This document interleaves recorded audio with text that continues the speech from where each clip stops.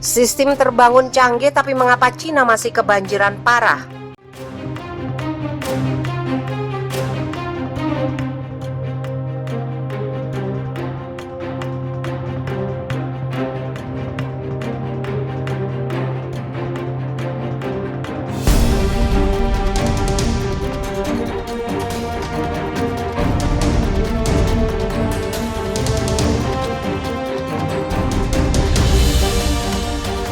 Bendungannya dibangun dengan teknologi canggih, sistem resapan air di kota-kota spon dirancang dengan sistem mumpuni.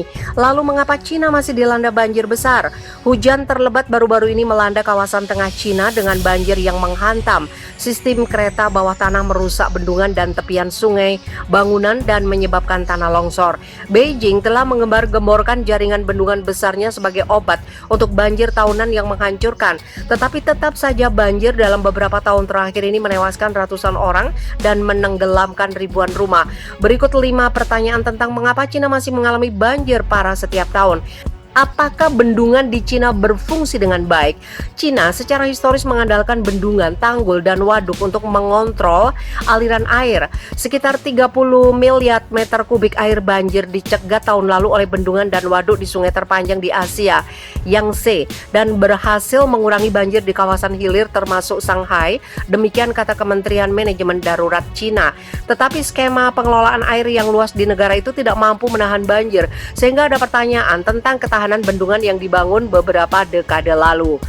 Selasa lalu, pihak militer memperingatkan adanya bendungan yang rusak di Provinsi Henan yang bisa runtuh kapan saja. Setelah hujan deras, pasukan tentara meledakkan sebuah lubang di bendungan itu untuk melepaskan air dan berlomba untuk memperkuat tanggul lain dengan karung pasir di seluruh provinsi.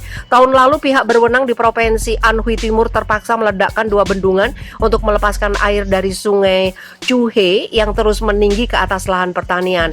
Dan ketakutan muncul kembali secara berkala atas ketahanan struktur bendungan 3 ngarai di atas Yangtze yang merupakan bendungan pembangkit listrik tenaga air terbesar di dunia. Bendungan itu dibangun di daerah yang dilintasi oleh garis patahan geologis. Apakah ini dampak dari perubahan iklim? Beban bendungan Cina kemungkinan akan bertambah karena perubahan iklim membuat peristiwa cuaca ekstrim lebih sering terjadi. Saat atmosfer bumi menjadi lebih hangat, maka atmosfer menahan lebih banyak uap air yang membuat hujan lebih deras. Demikian ujar Benjamin Horton, Direktur Observatorium Bumi Singapura, kepada kantor berita AFP. Level permukaan air mencapai rekor ketinggian di 53 sungai di Cina selama musim panas tahun lalu. Papar Kementerian Sumber Daya Air Cina, pihak berwenang juga memperingatkan bendungan 3 ngarai menghadapi puncak banjir terbesar sejak mulai beroperasi pada tahun 2003. Li Shu, seorang analis iklim untuk Greenpeace Asia Timur, mengatakan kepada AFP bahwa banjir menjadi peringatan tanda bahaya bagi Cina bahwa perubahan iklim sudah terjadi di sini. Bisakah Spong City atau kota Spons membantu? Pembangunan dan urbanisasi yang pesat juga memperburuk banjir. Pembengkakan kota telah menutupi semakin banyak permukaan tanah dengan beton kedap air yang meningkatkan resiko penumpukan air yang cepat di permukaannya selama hujan lebat tanpa ada celah untuk mengalirkan air. Horton juga mengatakan bahwa beberapa danau besar di negara itu telah berkurang ukurannya secara drastis. Salah satu solusi pemerintah adalah program Kota Spon yang dimulai pada tahun 2014. Sistem ini berusaha untuk menggantikan permukaan perkotaan yang kedap air dengan bahan berpori, trotoar resap air, lebih banyak ruang hijau, area drainase, dan waduk. Tujuannya adalah agar air hujan masuk ke saluran air atau area hijau, kata Cecilia Tortadaya, peneliti kebijakan air di National University of Singapore, kepada AFP. Siapa yang paling menderita akibat banjir? Tapi keberadaan kota-kota Spon tidak berpengaruh bagi masyarakat pedesaan di jalur air yang dialihkan yang telah mengalami kerusakan parah pada rumah dan tanaman mereka. Sementara penduduk perkotaan di kota-kota besar Cina sebagian besar terhindar dari kenaikan air. Banyak daerah pedalaman di sepanjang sungai Yangtze berada di garis depan, kata Li. Seluruh desa secara rutin dibiarkan kebanjiran dengan mengevakuasi penduduknya untuk menyelamatkan kota-kota padat penduduk. Dalam beberapa hari terakhir, air hujan telah merusak sekitar 20.000 hektar tanaman di daerah pedesaan sekitar Zhengzhou. Demikian ditulis kantor berita Xinhua.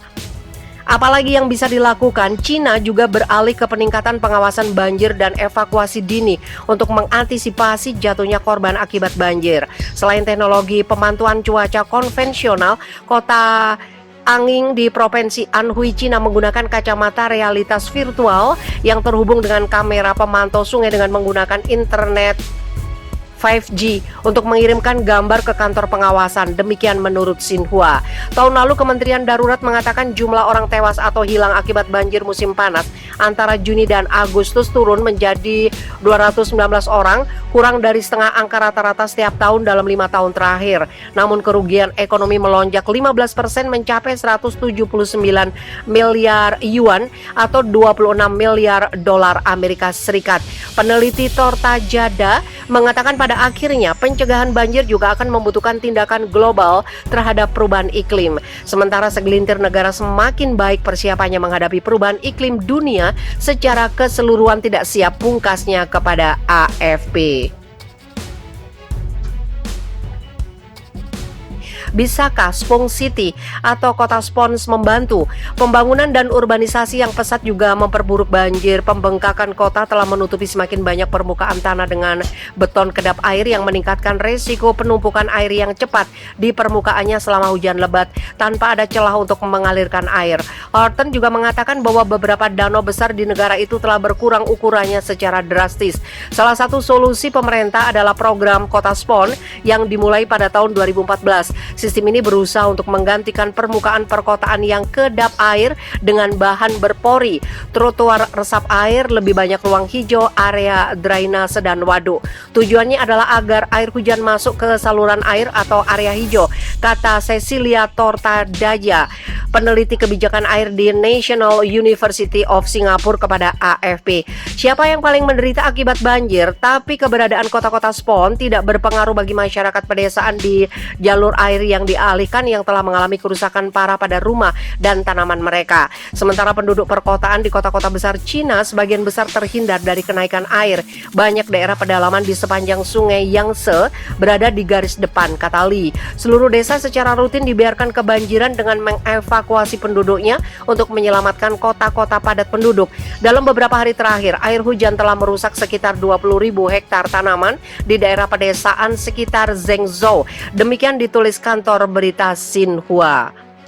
Apalagi yang bisa dilakukan, Cina juga beralih ke peningkatan pengawasan banjir dan evakuasi dini untuk mengantisipasi jatuhnya korban akibat banjir.